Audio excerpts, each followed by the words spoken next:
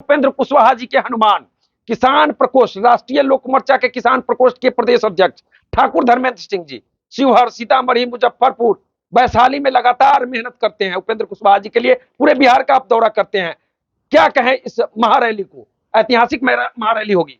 दरअसल उपेंद्र कुशवाहा जी ने हमेशा ऐसे मुद्दा को उठाया है जो प्रभावशाली रहा है समाज के हित में। आप स्मरण करिए, कॉलेजियम सिस्टम पर जब इन्होंने प्रहार किया था तो लोग डर रहे थे कि उपेंद्र कुशवाहा जी को जेल हो जाएगा क्योंकि ये न्यायपालिका के खिलाफ बोल रहे हैं। आज परिस्थितियां क्या आई?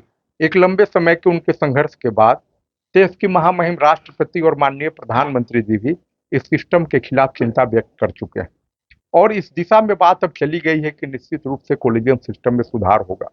जब नीतीश बाबू की सरकार सर्टिफिकेट लाओ और नौकरी ले जाओ कह रहा था, तब उपेंद्र कुशवाहा जी रोड पर डंडा खा रहे थे और ये डिमांड कर रहे थे कि बीपीएससी जैसी एक शैक्षणिक प्रणाली हो जिससे शिक्षकों का चयन हो। देर सवेर राज्य की सरकार ने भी उस बात को मान लिया, क्वालिटी एजुकेशन। बिल्कुल। अब उन्होंने कहा है कि ये 50 वर्षों का पाप है परिसीमन का न होना। अगर आज बिहार में परिसीमन हो जाए तो लोकसभा की 60 और उससे अधिक सीटें होगी, 40 से बढ़कर इस बिहार में। दक्षिण के लोग इसका विरोध कर रहे हैं। आज ही मेरे एक आलोचक ने कहा, मित्र ने, कि भाई परिसीमन तो 26 में होना ही है, तो उपेंद्र कुशवाहा जी क्यों इतना हाय तौबा मचाए हुए हैं? हम तो बड़ी विनम्रता से उनको कहना चाहते हैं कि भैया लोकसभा की कार्रवाई जो अभी चली है, दक्षिण भारत के तमाम सांसद, चाहे वो लोकसभा हो या राज्यसभा हो, होने वाले इस परिसीमन का विरोध कर रहे हैं। उपेंद्र कुशवाहा हिंदी भाषी क्षेत्र जो उत्तर भारत का है वहां के लोगों को सजग कर रहे हैं और भारत सरकार और जो परिसीमन आयोग है उस पर दबाव बना रहे हैं कि किसी भी सूरत में आप 26 के मुहूर्त को टालिए नहीं। हम जनता को आगाह करने आए हैं उपेंद्र कुशवाहा जी। बिहार में अभी शाहबाद में बड़ी रैली इसी मुद्दे पर हुई थी और उससे बड़ी रैली मुजफ्फरपुर में होने जा रही है।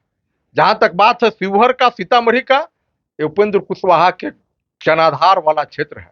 आपने देखा था विगत विधानसभा चुनाव में मैं बेलसन में लड़ा था, बेलसन के लोगों ने बाजा बजा दिया था और शिवहर और बेलसन के हर पंचायत से लोग निकल करके उपेंद्र कुशवाहा के हाथ को मजबूत करने के लिए तैयार है।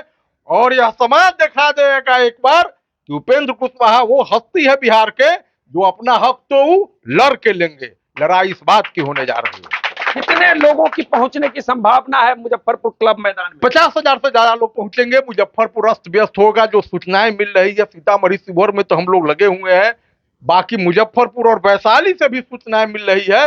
सब लोगों को ये लग गया है कि नहीं, ये 50 वर्षों से जो बिहार के साथ गलकट्टी हो रहा है, परिसीमन को रोक करके इसके खिलाफ आवाज उठाना चाहिए। जब हमारा लोकसभा और विधानसभा का क्षेत्र बढ़ेगा तो विकास की राशि भी बढ़ेगी। लोकसभा और विधानसभा के क्षेत्रों के हिसाब से ही विकास के राशि का मापदंड का भी निर्धारण होता है। हमारा विधानसभा में भी करीब 100 की संख्या में विधायक बढ़ जाएंगे। जो जनप्रतिनिधि हो जाएंगे, एमएलए, एमपी, उनको भी सहूलियत होगी कम क्षेत्र में लोगों से संपर्क करने का। और वो 5 करोड़ की राशि जो माननीय सांसद को मिलता है वो 4 लोकसभा 3 लोकसभा पर मिलेगा। बिहार का विकास होगा। आप भी ठाकुर समाज से आते हैं, एनडीए के बड़े चेहरा हैं आप। एनडीए के कई नेता अभी बड़ा हंगामा मचाए हुए हैं, हाय तौबा कर रहे हैं कि राजपूत समाज को उचित भागीदारी बीजेपी नहीं दे रही है, क्या कहेंगे? देखिए, एनडीए और खास करके भारतीय जनता पार्टी सब समाज का ख्याल रख रहा है। अब किनको लग रहा है कि उपेक्षा हो रही है, अभी हमको नहीं मालूम है। मैंने उस बयान को नहीं पढ़ा। अब बयान को पढ़े नहीं, 3 दिन से लगातार वायरल हो रहा है। नहीं तो कल सीतामढ़ी में थे तो कचहरी में तो हम पूरा संदर्भ नहीं समझे, लेकिन एक आदमी हमको कहे कि सावन में जलम भेर अब भादो में दाहर देखली तो कहली जे बाप रे बाप, ऐसा दाहर तो कभी नहीं आया था। अच्छा, एक आदमी कचहरी में सीतामढ़ी में कल बतिया रहे थे, तो शायद आप उसी संदर्भ में कह रहे हैं। ऐसी कोई बात नहीं है। एनडीए में सभी जाति सभी धर्म के लोगों का समान अधिकार है। और अभी आपने तो देखा है कि जहां हम खड़े हैं शिवहर में, उसी भारतीय जनता पार्टी, उसी एनडीए का देन है कि क्षत्रिय समाज से आज यहाँ सांसद हुआ है। समाज की बात अगर करिएगा तो मुझे नहीं लगता कि एनडीए में कहीं कोई जात उपेक्षित है। राजपूत को दरकिनार नहीं किया जा रहा है। नहीं, राजपूत को दरकिनार किसी जात को इस सरकार में, जो डबल इंजन की सरकार है। सावन में जन्म भेल भादो में, क्या बोले हैं आप? सावन में जन्म भेला, भादो में दहाड़ देखली तो कहली बाप रे बाप, एहन दहाड़ कभी ना आयल ये रहे। इशारा किधर है? नहीं, इशारा नहीं, मतलब जो लोग नहीं समझते हैं कि उपेक्षा हो रही है, उस संदर्भ में मैं कह रहा हूँ। मेरा इशारा फिशारा कहीं, बिहार साफ दिल के आदमी है, साफ साफ बोलते हैं, इशारा में न बतियाते हैं। बिहार विधानसभा चुनाव 2025 का आगाज हो गया। बिल्कुल उपेंद्र कुशवाहा जी जी। राष्ट्रीय लोक मोर्चा को जी। बिहार में कितनी सीटें लड़ने की तैयारी चल रही है? देखिए, ये तो एनडीए के जो घटक दल के शीर्ष नेतृत्व है, और हम लोगों ने अपनी पार्टी की ओर से श्री उपेंद्र कुशवाहा जी को अधिकृत किया है। हम लोग फ्रंट मोर्चा के खिलाड़ी हैं। जैसी ब्रिगेडियर जो हमारे उपेंद्र कुशवाहा है, उनका भिसिल बजेगा, भूमिका क्या होगी जो हमारे राष्ट्रीय अध्यक्ष तय करेंगे। हम लोग कच्छा बांध के फील्ड में लड़ने के लिए तैयार हैं। ठाकुर धर्मेंद्र सिंह का क्या रोल होगा? कहे तो कि भिसिल जैसी बजा कि बस मैदान में कूदने के लिए तैयार है, लंगोटा बांध के एकदम रेडी दे रहे हैं लगातार। लंगोटा बांध के रेडी दे रहे हैं उपेंद्र कुशवाहा के हनुमान।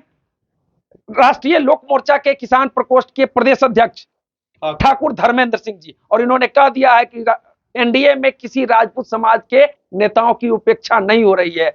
एक कहावत, इन्होंने बड़ी कहावत कही है कि सावन में जन्म भेल, भादों में कहली दहाड़ देख ली तो कहली बाप रे बाप, अतेक बड़की दहाड़ पानी न आयल रही है। बात। तो चलिए, बाकी इस वीडियो पर आपकी क्या प्रतिक्रिया है? 8 जून को मुजफ्फरपुर में के क्लब मैदान में संवैधानिक अधिकार परिसीमन सुधार महारैली का आयोजन होने जा रहा है। उपेंद्र